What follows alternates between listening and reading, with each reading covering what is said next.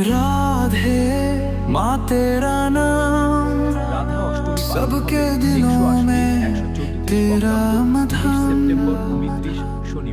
कृष्ण प्रेम की देवी तू ব্রজের বর্ষানায় রাজা বৃষভানু ও কীর্তিদা দেবীর কন্যা হিসেবে জন্ম নেন রাধা। জন্মের সময় তিনি চোখ খোলেননি।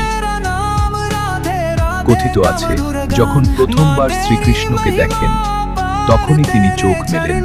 এই প্রেম চিরন্তন।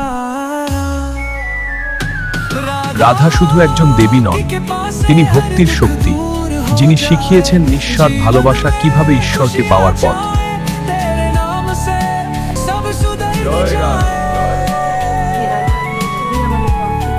রাধা অষ্টমী মাহাত্ম্যে ভক্তির শ্রেয়।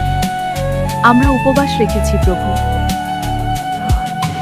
राधे माँ तू करुणा मम्मी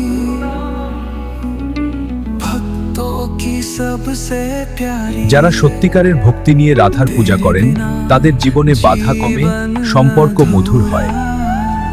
तेरे साथ ही सब এই পবিত্র দিনে রাধা কৃষ্ণের কৃপা লাভের জন্য সবাই প্রার্থনা করি।